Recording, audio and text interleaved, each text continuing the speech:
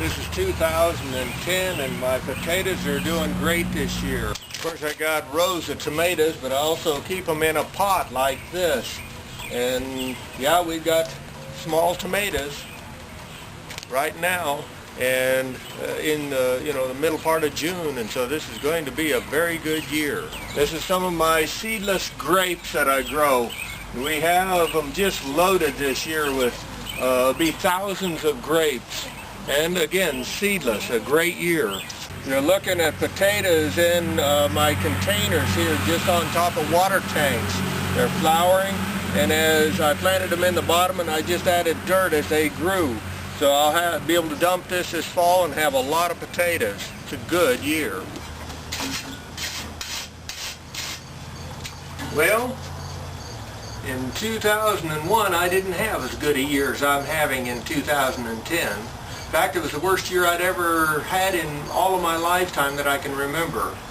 It was so dry, the river down here, Republican River, never ran that year. And it was just, we went 60 days where it seemed like almost every day was 100 or near 100 degree every day. You'd walk out back and the lawn would crunch. It was so dry. And it was a terrible year. I made mention that to a number of people that I was having a hard time. And I was going to be forced to find part-time work or do other part-time jobs besides the ones I always have anyway. As I said, we're just not going to make it otherwise, because it's expensive to live in McCook. And so about a week later, I got a phone call. And a local farmer said, "I hear you're having a hard time." Now, I didn't know the man other than by sight, and I'd seen him around, but other than that, I didn't know the man. And I thought that was unusual for him to be calling me. And he said, "I hear you're having a hard time. Why don't you just come out and shoot a deer anytime you want?" And I said, "Well, sir, it's not deer season, and I'm not a hunter, and I don't have a hunting license, and all of that there." I said, and I believe the fine is $5,000, plus they take your car and your gun. And I said, "I really don't want to lose my car, because," I said, "I'm having a hard enough time, and $5,000 I don't have, so they'd probably put me in prison for God knows how long." And I said, I'm not interested. And he said, "They'll never know. They'll never know." And I said, "Well, I'm not going to take that risk," because I said, "I'll find another way to do it rather than to break the law." And I thought it was unusual, and I didn't smell a scam, but at the same time, I didn't want to risk anything. Well, we got through that year easy enough as far as that goes. I did find some part-time work in other areas, and I was able to sell a few things I didn't know that I was going to get that much out of, so it worked out reasonably well. We still ate a lot of macaroni and cheese out of the box, I'm here to tell you. But be that as it may, we survived the year. Well, about 5 years later, that old boy, I saw him downtown, and he walked up to me, and he said, "You missed a bullet." And I said, "I didn't know anybody was shooting at me." And he said, well, in 2001, he had gotten in trouble with the law enforcement.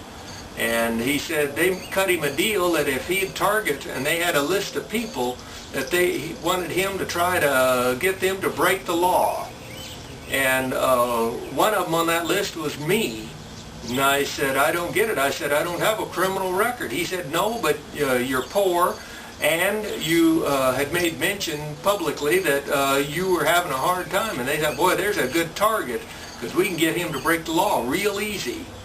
And of course there was a list of them, and he said most of them he targeted broke the law and made the cops look better and everything like that, and made the county and state money.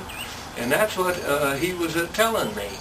And I thought, dear God. And I said, "Man, I don't know how you can live with yourself though." And he said, well, he was in trouble and there was no way to alleviate some of his pain. And I said, "I'd rather had the pain than to have to try to sleep with what you did." And I didn't have much respect for the man before, and I had none afterwards. Be that as it may, a word to the wise: if you're having a hard time, and if you tell anybody about it, and the next thing you know you're getting calls from people wanting you to break the law, look out. It's probably a scam.